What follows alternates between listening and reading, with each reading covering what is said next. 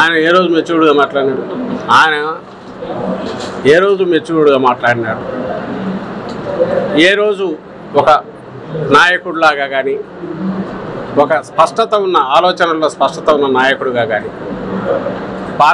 Party అధినేత సంగతి వదిలేయండి, నేననేది ఒక నాయకుడిగా, లేదా నాయకుడు కావాలనుకునే ఒక వ్యక్తిగా తన ఆలోచనలో స్పష్టత ఎప్పుడు లేదు. తాను ఎందుకు రాజకీయాలు అనేది దీంట్లో అడుగు పెట్టాడో తెలియదు. బహుశా చంద్రబాబు నాయుడు కోసమే ఆయన పుట్టినట్టున్నాడు, చంద్రబాబు నాయుడు కోసమే ఆయన పెరిగినట్టున్నాడు, చంద్రబాబు నాయుడు కోసమే ఆయన అంకితమైనట్టున్నాడు జాతికి. బహుశా చంద్రబాబు నాయుడు ఆయన పార్టీ ఈ ఎన్నికలతో అంతం కావడంతో ఈయన రాజకీయ అంకం కూడా ఆడికి ముగుస్తుందని నాకు అనిపిస్తుంది. ఎందుకంటే ఈయనకు వేరే తెలియదు. చంద్రబాబు నాయుడు ఎక్కడ బటన్ నొక్కితే ఏ రకంగా చెప్పాలో అదే చేస్తాడు, బటన్ నొక్కకపోతే ఆగిపోతాడు. ఆయన నోట్లోంచి వచ్చే మాటలు చంద్రబాబు నాయుడు ఏం చెప్పమంటే చెప్తాడు, వద్దంటే ఆగుతాడు. కాబట్టి వాటికి ప్రత్యేకమైన విలువ ఇవ్వాల్సిన అవసరం లేదు. ఆయన మెచ్యూర్డ్గా మాట్లాడతాడు అనుకో, దాన్ని విశ్లేషించడం కర్తవ్యం, అంతగా మూర్ఖత్వం ఇంకోటి కూడా ఉంటుంది. మంచిది, శుభం, మరింత మంచిది. It is not about Chiranjeevi ఆరు ఇంకొకరు ఒక వ్యక్తిలో కాదు, మొత్తం శక్తులన్నీ ఏకమైనాయి ఆ పక్క.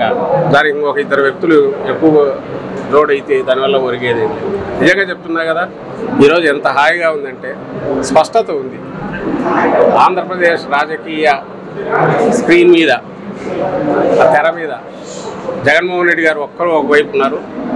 మొత్తం తోడేళ్ళు, గుంట నక్కలు, నానా రకాల హైనాలు, ఇంకా ఏవో ఉన్నాయి, ముళ్ళ పందులు అన్నీ కలిసి ఇంకో పక్క వచ్చినాయి. ఈ పక్క జగన్మోహన్ రెడ్డి గారు ఒకడు ఉన్నారు. జనమంతా ఇటున్నారు.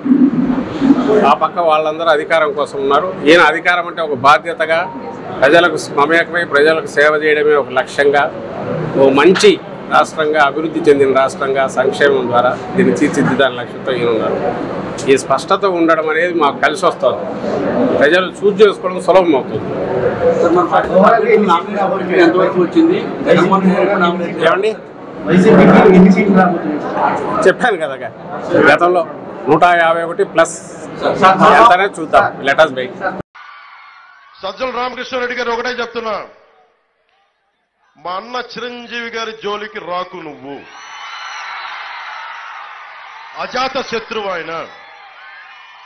ఆయన కాంగ్రెస్ లో ఉంటారో, ఇంకో పార్టీకి ఇస్తారో, వైసీపీకి మద్దతు ఇస్తారో.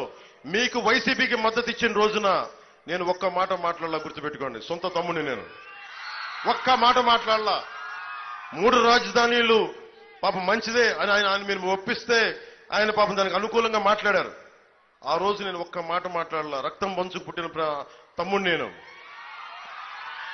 అంత అర్థం చేసుకున్న వ్యక్తిని ఈ రోజున ఆయన కూటమికి మద్దతు ఇచ్చారు లేదా అది నేను ఇంకా చూడాల స్టేట్మెంట్. కానీ సజ్జల రామకృష్ణారెడ్డి గారి స్టేట్మెంట్ నా దృష్టికి వచ్చింది.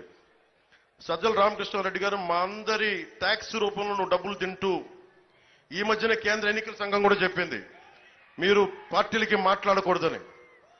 అందుకని చెప్తా ఉన్నా, చిరంజీవి గారి జోలికి కానీ, రాష్ట్ర ప్రజల జోలికి కానీ, బడుగు బలహీన వర్గాల జోలికి కానీ, శెట్టి బలిజల బీసీల ఆత్మగౌరవానికి కానీ, కాపు సమాజం మీద కానీ దయచేసి పైకి మీరు ఒళ్ళు దగ్గర పెట్టుకొని మాట్లాడాలి.